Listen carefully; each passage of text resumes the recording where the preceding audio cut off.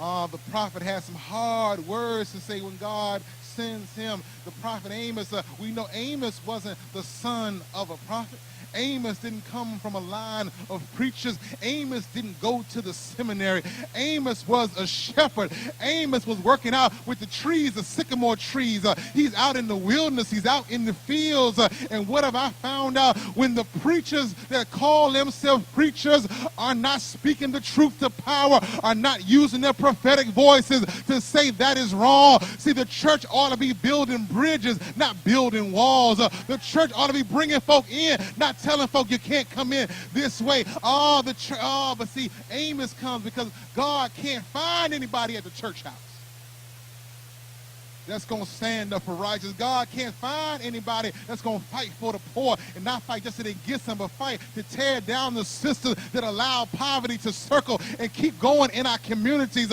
God couldn't find no preachers in the city. Couldn't find no preachers in the temple. God had to go out to the wilderness somewhere and find a shepherd by the name of Amos. And Amos just loves God. Amos just wants to be pleasing to God. So Amos shows up. But when he shows up, they don't like what he has to say. That jackleg, that pulpit pimp, that charlatan, that dude by the name of Amaziah, he hears what Amos has to say. Now, Amaziah should have been preaching what Amos was preaching, but Amaziah was what I call, he was a government pastor. He was a political pastor. He was a caught up in the system pastor. He hears what Amos has to say. And in chapter 7, we read that. He said, man, he sends a letter to the king and says, King, this guy is starting a conspiracy. This guy is causing trouble. And Amos says, I'm just preaching what the Lord told me to preach. And Amaziah said, you can't preach that up in here. This is the king's temple. This temple right here is lined up with the king's agenda. This temple right here is lined up with the government's plan. This temple right here is lined up with the system. You can't knock the system.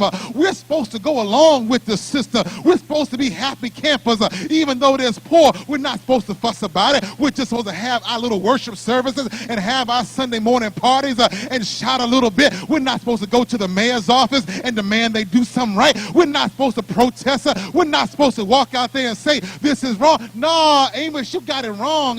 Man, we're supposed to be simple preachers. We're supposed to just let everybody know that capitalism is good all the time. And even though it presses down the poor and disenfranchises those that don't have anything, we're supposed to say it's all good because that's what the king wants. And you got to be careful with preachers that line themselves up with the king.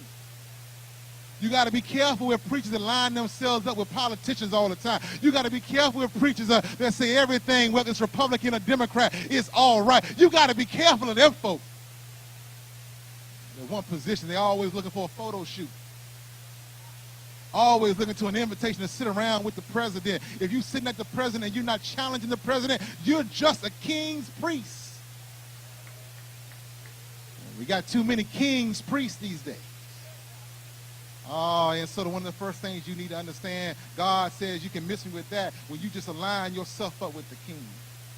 When you align yourself up with the government, when you are not critical, when you aren't critiquing, when the church is silent, the church is giving approval to what the government does.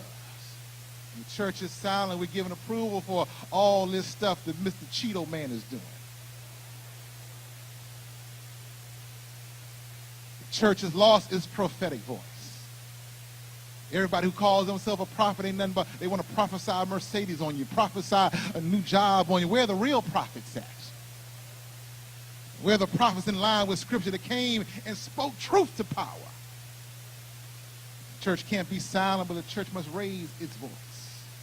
It can't be like Amaziah and be co-opted by the system, bought into the system, aligned with the system. We've got to be, as it says in Amos 7, a plumb line. That's an old instrument that made sure something was level and will let you know when it's off kilter. The church, instead of being a plumb line, is now just giving a green light on everything.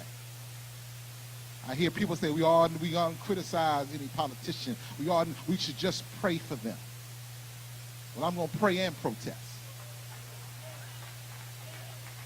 Well, I'm going to pray and challenge. When Jesus didn't like somebody, he called them a hypocrite. He said they're whitewashed tombs. You look as fancy on the outside, but on the inside, your heart ain't right. Here, the real man of God, Amos, shows up. And when the real man of God shows up, the fake man of God is having a problem. But Amos declares, I'm just saying what God has told me to say. I didn't call myself. I wasn't the son of a prophet. I didn't grow up in that thing that God called me. I'm going to say what thus saith the Lord. And what had he been saying? He said the poor were being oppressed.